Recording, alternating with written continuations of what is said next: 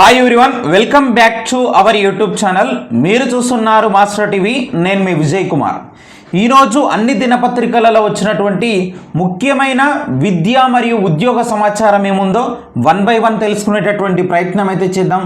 వీడియోని తప్పకుండా ప్రతి ఒక్కరూ లైక్ చేయండి. ఈ యొక్క వీడియోని మీ ఫ్రెండ్స్ అందరికీ కూడా వాట్సాప్ గ్రూపులలో షేర్ చేయండి. ఇక మొదటి అప్డేట్ చూసినట్లయితే సీఎం రేవంత్ రెడ్డి సారు ఆదేశాల ప్రకారంగానే మనకు 9వ తారీఖున డిఎస్సి అభ్యర్థులకు నియామక పత్రాలు అయితే ఇచ్చేటందుకు ఎల్బీ స్టేడియంలో మరి విద్యాశాఖ అయితే ఏర్పాట్లు చేస్తున్నది. జిల్లాలో ముగిసినటువంటి ధ్రువపత్రాల పరిశీలన డిఎస్సి యొక్క వెరిఫికేషన్ అయితే ఆల్మోస్ట్ కంప్లీట్ అయిపోయింది. 95% మంది హాజరు కావడం జరిగింది. కేవలం ఒక 5% మంది మాత్రమే ఆబ్సెంట్ అయినారు. రాష్ట్రంలో ఉపాధ్యాయ పోస్టుల భర్తీకి సంబంధించినటువంటి జిల్లా నియామక కమిటీ డిఎస్సికి మరి తాత్కాలికంగా ఎంపికైనటువంటి అభ్యర్థులకు జిల్లాల్లో మరి ధ్రువపత్రాల పరిశీలన శనివారంతో ముగిసింది. 1:3 నిష్పత్తికి చొప్పున మరి జిల్లాల వారీగా మరి కేటగిరీల వారీగా మెరిట్ జాబితాను విద్యాశాఖ విడుదల చేసినటువంటి సంగతి మీకు అంతా కూడా తెలిసిందే. అయితే అన్ని జిల్లాల్లో సుమారు 93 నుంచి 95% వరకు అభ్యర్థులు హాజరైనట్లుగా ఇక్కడ చెప్పడం జరిగింది. అయితే ఈ నెల 9వ తేదీన డిఎస్సి ద్వారా ఉపాధ్యాయ పోస్టులకు ఎంపికైనటువంటి అభ్యర్థులకు హైదరాబాద్లోని ఎల్బీ స్టేడియంలో ముఖ్యమంత్రి రేవంత్ రెడ్డి చేతుల మీదుగా నియామక పత్రాలను అందజేస్తారు. ఇందుకు సంబంధించినటువంటి మరి విద్యాశాఖ అధికారులు ఏర్పాట్లు కూడా చేస్తున్నారు. సో ఇంత వేగంగా మరి నియామక పత్రాలు అందుకోబోతున్నారు. చాలా అదృష్టవంతులు వీళ్ళందరూ కూడా. ఇక నెక్స్ట్ చూసినట్లయితే మనకు ఇక్కడ ఒకసారి మీరు గమనించవచ్చు, రాష్ట్రంలోని 33 జిల్లాలో మొత్తం 25,000 ఎంతమంది సెలెక్ట్ అయ్యారండి? 25,924 మంది అభ్యర్థులను మరి దరఖాస్తుల పరిశీలనకు ఆహ్వానించగా వారిలో 24,466 మంది సర్టిఫికేట్ల వెరిఫికేషన్కు హాజరయ్యారు. ఇక్కడ 1:3లో మరి 1:3 రేషియోలో సెలెక్ట్ అయినటువంటి అభ్యర్థుల సంఖ్య ఇది. అయితే 1,458 మంది మరి ఆబ్సెంట్ అయ్యారు. మొత్తంగా చూసినట్లయితే అత్యధికంగా నల్గొండలో 1,530 మందిని కనుక ఆహ్వానిస్తే వారిలో చూసినట్లయితే 1,525 మంది వెరిఫికేషన్కి హాజరయ్యారు. మరి నల్గొండ జిల్లాలో కేవలం ఒక 5 మంది మాత్రమే ఆబ్సెంట్ కావడం జరిగింది. సో చూడండి, అక్కడ కాంపిటీషన్ అలాగనే ఉంటుంది, వెరిఫికేషన్ కూడా గట్లనే ఉన్నది. అత్యధికంగా చూసినట్లయితే హైదరాబాద్ జిల్లాలో మరి ఆబ్సెంట్ కావడం జరిగింది. ఇక్కడ 1,537 మందిని వెరిఫికేషన్ కోసం ఆహ్వానించగా వారిలో 1,355 మంది మాత్రమే హాజరయ్యారు. 182 మంది దాదాపుగా ఆబ్సెంట్ అయ్యారన్నట్లుగా ఇక్కడ ఒక చిన్న రిపోర్టు కూడా మనకి ఇవ్వడం జరిగింది. రైట్, ఇక డిఎస్సిలో ఒకరికే 2 పోస్టులు రావు, గుర్తుపెట్టుకోండి. ఖచ్చితంగా మరి మెరిట్లో ఉన్నటువంటి డౌన్లో ఉన్నటువంటి క్యాండిడేట్కి అవకాశం కల్పించబోతున్నారు. వారి దగ్గర నుంచి మరి 2 పోస్టులకు ఎంపికైనటువంటి అభ్యర్థి దగ్గర నుంచి అన్విల్లింగ్ ఆప్షన్ అనేది తీసుకోబోతున్నారు. తొలుత ఏం చేస్తున్నారు అంటే ఇట్లా బ్యాక్లాగ్ అనేది పోస్టులు అనేవి అరికట్టడం కోసం డిఎస్సి బోర్డు ఏం చేస్తుందంటే తొలుత స్కూల్ అసిస్టెంట్ విభాగంలో 1:1 నిష్పత్తిలో జాబితా విడుదల చేయబోతుంది.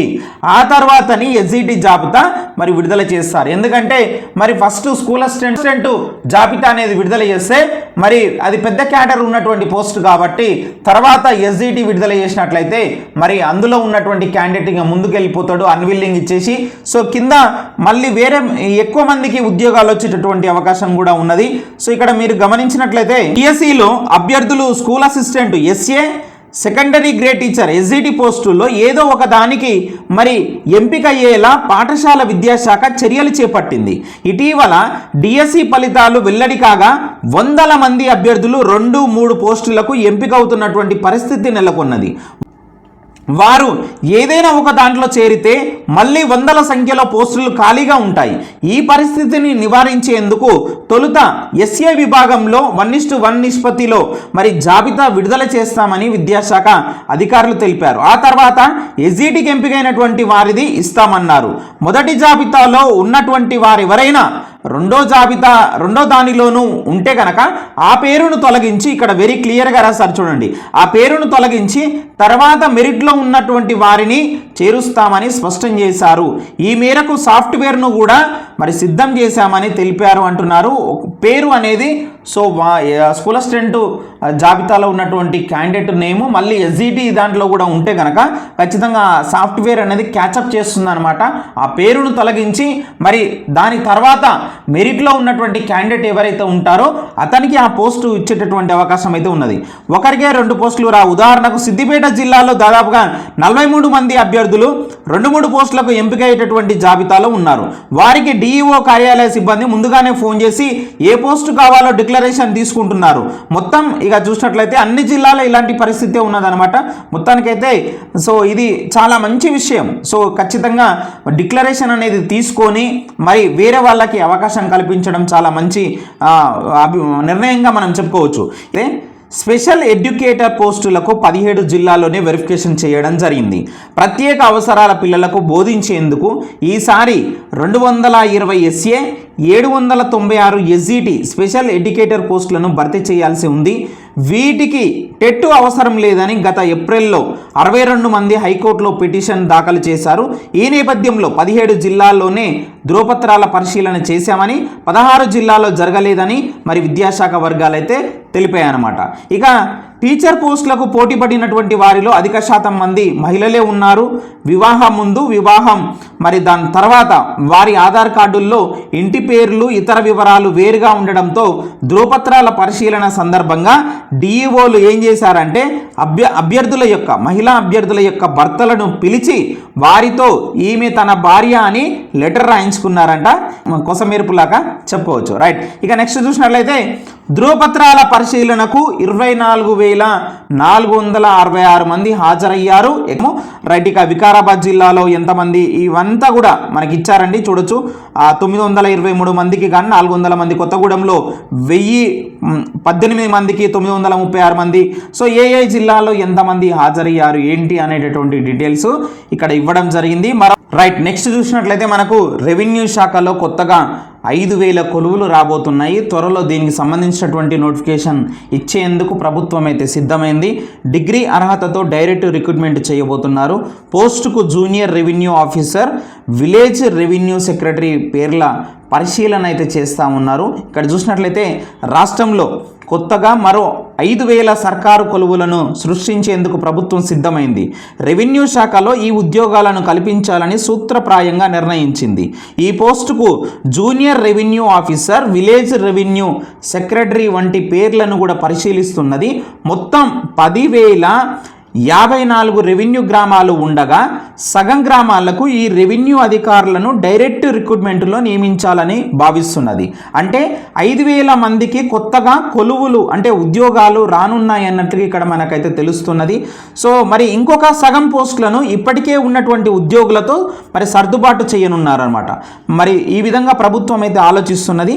కొత్త ఉద్యోగాలు కల్పించడంతో పాటు గత ప్రభుత్వ హయాంలో గ్రామ స్థాయిలో విచ్ఛిన్నమైన రెవెన్యూ వ్యవస్థను తిరిగి గాడి పెట్టనున్నట్టు ఆ శాఖ మంత్రి చెప్పడం జరిగింది. వాళ్లకు బాధ్యతలు ఏంటంటే ఏం చేస్తారు వీళ్ళు, గ్రామ స్థాయిలో రెవెన్యూ వ్యవస్థ మరి సరిగా లేకపోవడంతో మండల రెవెన్యూ అధికారులు, రైతులు, విద్యార్థులు తీవ్రమైనటువంటి మరి ఇబ్బందులు ఎదుర్కొంటున్నారు. అన్ని రకాల ధృవీకరణ పత్రాలకు క్షేత్ర స్థాయిలో మరి అవసరమైనటువంటి ఎంక్వైరీ చేసే బాధ్యతను కొత్తగా క్రియేట్ చేయనున్నటువంటి పోస్టుల డ్యూటీ చార్టులో మరి చేర్చనున్నట్లు తెలిపిందనమాట. సో గ్రామానికి ఒక రెవెన్యూ అధికారి ఉంటే క్యాస్ట్, ఇన్కమ్ వంటి సర్టిఫికెట్లతో పాటు పంచనామా కానీ, అలాగే భూముల రికార్డు అంటే మాన్యువల్ పహానీలు కానీ, చెట్ల పరిరక్షణ సహా సంబంధిత వ్యవహారాల్లో క్షేత్రస్థాయి విచారణ వంటి బాధ్యతలు కూడా అప్పగించనున్నట్లు సమాచారం అయితే ఉన్నదనమాట. సో ల్యాండ్ సర్వే కానీ ఇట్లా రకరకాల పనులను వీళ్లకు మరి అప్పగించేటటువంటి ప్రయత్నం అయితే చేస్తామన్నట్టు ఇక్కడ చెప్పడం జరుగుతుంది. ఇక నెక్స్ట్ చూసినట్లయితే మనకు డిగ్రీ అర్హతతోనే వీళ్ళనైతే తీసుకోబోతున్నారు. అయితే డిగ్రీ అర్హత కలిగినటువంటి వారిని కొత్తగా క్రియేట్ చేసేటటువంటి పోస్టుల్లో తీసుకోవాలని చెప్పేసి భూ పరిపాలన ప్రధాన కమిషనర్ CCLA నుంచి రెవెన్యూ శాఖకు ప్రతిపాదనలు అందినట్లు మరి తెలిపిందనమాట. సో రానున్నటువంటి అసెంబ్లీ సమావేశాల్లో ప్రభుత్వం కొత్తగా ROR 2024 చట్టం రూపంలోనూ తీసుకురావాలని భావిస్తున్నది. అప్పుడే గ్రామాలకు రెవెన్యూ ఆఫీసర్లను ఎలా నియమించబోతున్నారనేటటువంటి విషయాన్ని ప్రకటించనున్నట్లు సమాచారం అయితే ఉన్నది. సో కొద్ది నెలల్లోనే దీనికి సంబంధించినటువంటి మరి అప్డేట్ కూడా మరి నోటిఫికేషన్ కూడా రాబోతున్నది. సో ఇది ఫ్రెండ్స్ ఈరోజు ఉన్నటువంటి ముఖ్యమైన విద్యా ఉద్యోగ సమాచారం. మరి వీడియోని తప్పకుండా లైక్ చేయండి. Thank you very much.